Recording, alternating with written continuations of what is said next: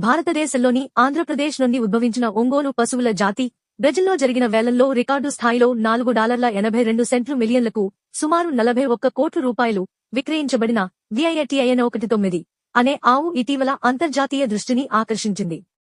ఈ విక్రయం జాతి యొక్క అసాధారణమైన లక్షణాలను మరియు ప్రపంచ డిమాండ్ను నొక్కి చెబుతుంది. ప్రపంచ గుర్తింపు మరియు విలువ. VIATIN 19S విశేషమైన విక్రయ ధర అంతర్జాతీయంగా ఒంగోలు పశువులకు ఉన్న అధిక గౌరవాన్ని తెలియజేస్తుంది. జాతి దానికోసం జరుపుకుంటారు శక్తి మరియు ఉష్ణ నిరోధకత, ఉష్ణమండల వాతావరణాలకు అనుకూలత, వ్యాధి నిరోధకత, వివిధ పశువుల వ్యాధులకు వ్యతిరేకంగా ముఖ్యంగా స్థితిస్థాపకంగా ఉంటుంది. అధిక పాల దిగుబడి, ఉత్పాదక పాల సామర్థ్యాలు. ఈ లక్షణాలు బ్రెజిల్ వంటి దేశాల్లో ఒంగోలు పశువులను ఎక్కువగా కోరుకునేలా చేశాయి. ఇక్కడ అవి విస్తృతంగా పెంపకం మరియు స్థానిక పశువుల జనాభాలో కలిసిపోయాయి. భారతదేశంలో నిర్లక్ష్యం.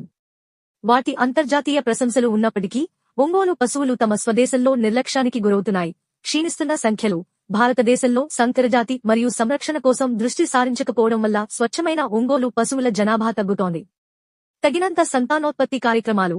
జాతి యొక్క జన్యు లక్షణాలను సంరక్షించడానికి మరియు మెరుగుపరచడానికి నిర్మాణాత్మక సంతానోత్పత్తి కార్యక్రమాలు లేకపోవడం. పరిమిత ప్రభుత్వ మద్దతు. జాతిని రక్షించడానికి మరియు ప్రోత్సహించడానికి ప్రభుత్వ జోక్యాన్ని పెంచాలని పిలుపునిచ్చింది కానీ పరిమిత చర్యతో. 2019లో భారత ఉపరాష్ట్రపతి శ్రీ ఎం. వెంకయ్య నాయుడు ఒంగోలు జాతిని రక్షించి ప్రోత్సహించాల్సిన అవసరాన్ని నొక్కి చెప్పారు. బ్రెజిల్ వంటి దేశాలు దాని సామర్థ్యాన్ని విజయవంతంగా ఉపయోగించుకున్నాయని, ఇది గణనీయమైన ఆర్థిక లాభాలకు దారితీసిందని సూచించారు.